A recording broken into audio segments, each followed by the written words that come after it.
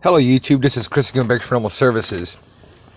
Today's video is going to be on flat earth and that we've never been to the moon and so on and so on. I've got another video I recorded today that's about an hour long. I'm going to try to keep this one short. This is more information that I found today that I thought was important I need to share with you guys. I'm going to try to get that other one up tonight or tomorrow. I'm going to do my best. And I do strongly recommend that you go watch it. This video and that video is not all the information I have on this and why I believe in a flat earth and why I don't trust NASA. Okay, so this is all off NASA's website.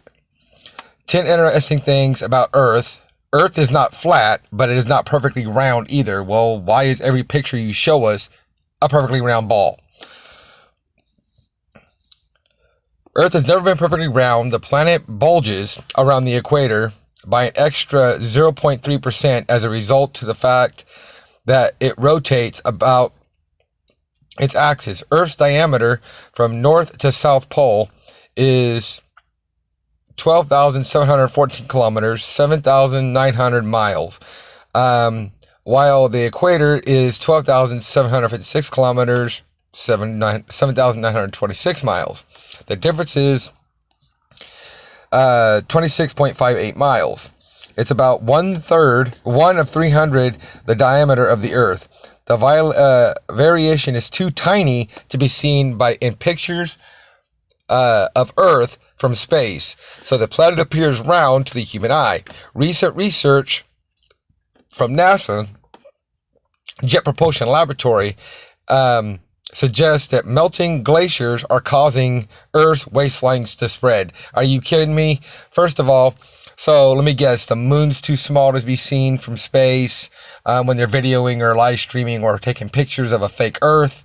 The stars go in and out. One minute you see them, the next minute you don't. What else? The satellites, you never see ISS unless it's videos from the ISS. You never see the thousands and thousands of satellites. And I touch about this in the other video, so I'm not really going to touch about it in this one. But come on.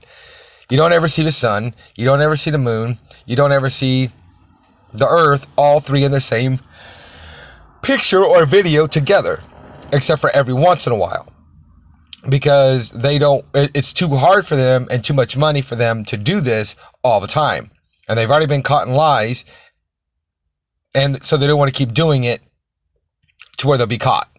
That's why we haven't supposedly been back to the moon. I don't think we've ever been to the moon. But anyway, so let's go to the next one here. The blue marble. This spectacular blue marble image is most detailed true color image of the entire Earth. No, that's not the entire Earth. If it is a round spinning blue ball, that's not the entire Earth. First of all, the whole back side's not shown, so you're a liar right there. Using a collection of satellite-based observations, can't even talk, scientists and visualizers stitched together months of observations of the land's surface, ocean, sea, ice, clouds, into a seamless true color mosaic of every square kilometer, 386 square miles of our planet. These images are freely available to educators, science museums, and public preview. Images are linked in full resolution, visions up to 21,600 pixels across the located below. So yeah, you don't see no stars, no satellites, no ISS space station, no nothing. All right. So no moon, no sun, nothing. All right. So we'll go to the next one. Now I'm going to show you two Google things first. I Googled, you'll understand this in a minute. I copied and pasted this off of NASA's website where they talk about airplanes flying on a flat non-moving Earth. You heard me correct. And so I looked up two things. And all of them pull up airplanes, helicopters, jets, pretty much anything that flies in the air, drones, so on and so on. Okay, so I looked it up the other way, and same thing. Airplanes, jets, helicopters, pretty much pulls up the same exact thing as the other one. Okay? Now keep this all in mind, guys. I'll show you this that one right there later in a minute. Okay, see, come on, there we go. As you can see where I copied a lunar aircraft, a linear aircraft model for a rigid aircraft. Okay. Now there's more than just Edwards, California. There's multiple ones when you go on NASA's website and look this up. All right. NASA Dryden Flight Research Center in Edwards, California. Abstract: a linear aircraft model for a rigid aircraft of constant mass flying over a flat, non-rotating Earth. Okay, listen to that. Aircraft of consistent mass flying over a flat, no rotating Earth is derived and defined. The derivation makes no assumption of reference to trajectory of vehicle symmetry or vehicle symmetry. The linear system equations are derived and evaluated along a general trajectory and include both aircraft dynamics and observation, can't even talk, variables. Okay, unclassified, unlimited. It was unclassified in 1988. There's 106 pages to it. Okay, but I about fell to the floor when I saw this today. I mean, I believe this anyway, and I've talked about this with people, and some of you guys I've talked to in private about it, about how airplanes wouldn't be able to fly with gravity. It just wouldn't work. And then I find this today, and I'll touch about that in another stream that I do. But listen to that. A linear aircraft model for a rigid aircraft of constant mass flying over a flat, no rotating Earth.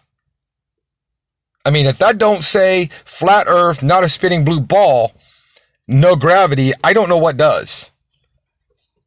And then, so we'll go to this one. And I've seen this a few times on videos, but I never seen anybody, the ones I've seen of them actually showing the document. I did talk about this one in the other video, but I'm going to go ahead and bring it up in this video as well. It's Robert Simmons, lead data visualizer and information designer, formal job classification senior program analyst. So pretty much he works for CGI is pretty much what it is. Okay, and this is a Q&A to Simmons. Okay, what do you do, and what is the most interesting about your role here in Goddard? How do you help support Goddard's mission? My role is to take imagery from Earth science and census data. I turn data into pictures. So these pictures this data they're getting aren't pictures from space. Okay? They're just, if they're even seeing into space, all they are is kind of like sonar and infrared and stuff like that, and then they turn what they think it should look like into pictures, including the Earth, including the moon, including everything. All right.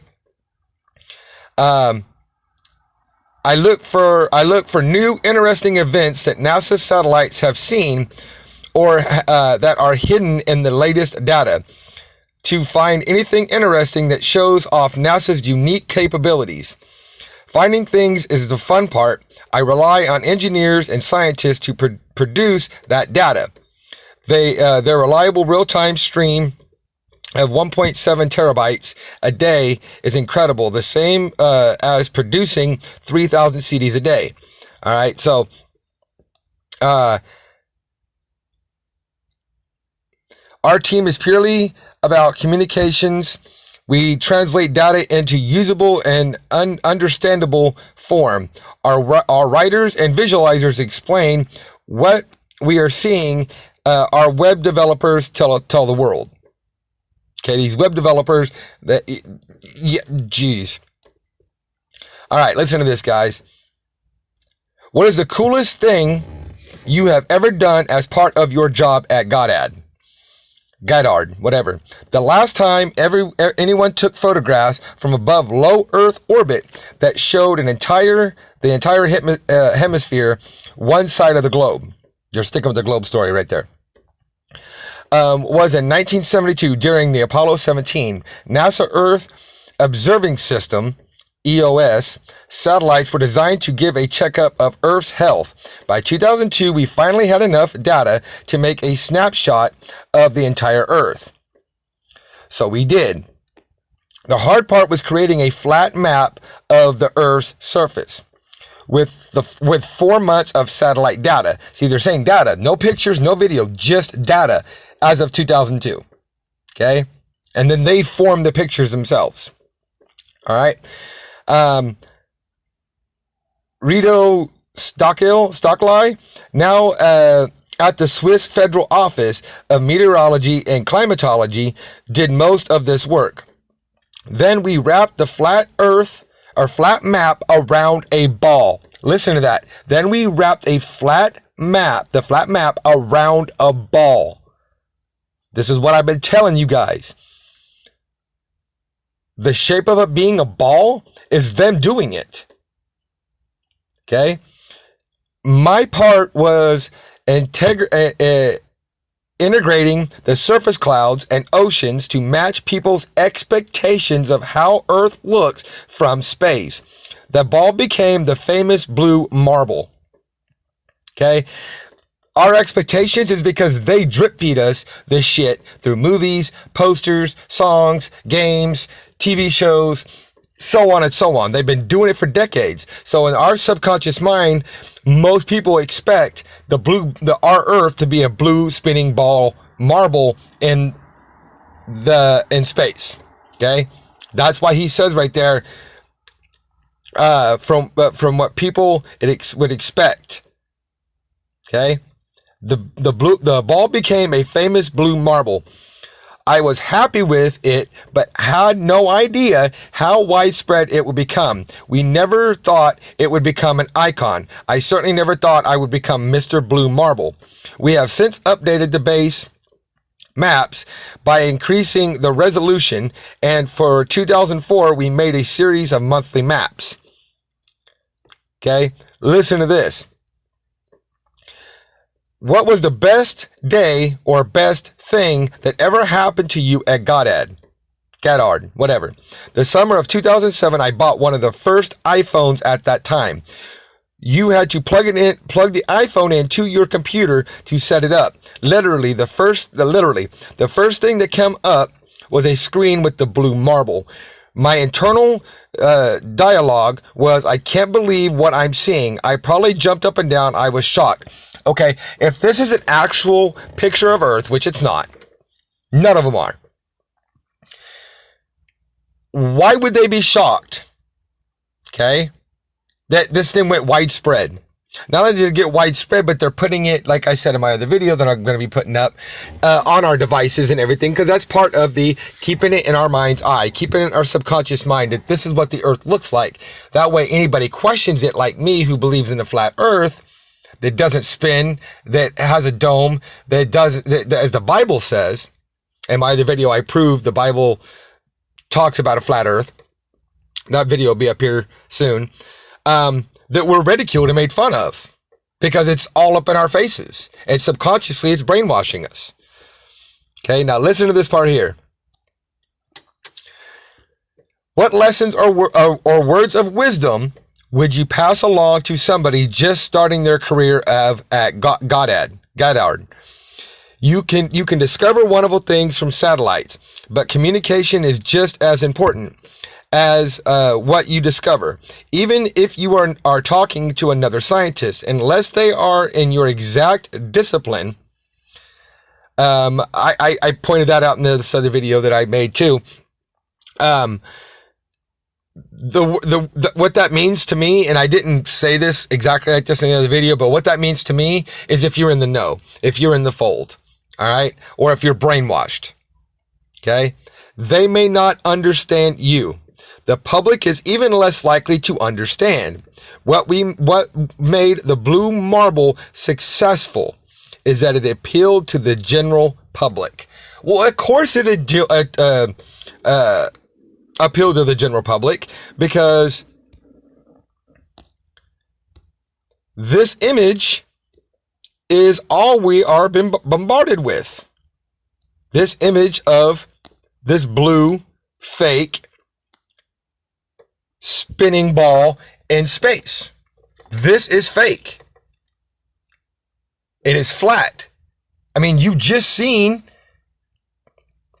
here that they're admitting that the airplanes fly and have been able to fly over a flat, non-rotating Earth. If it's flat, not rotating, it's not a spinning blue ball.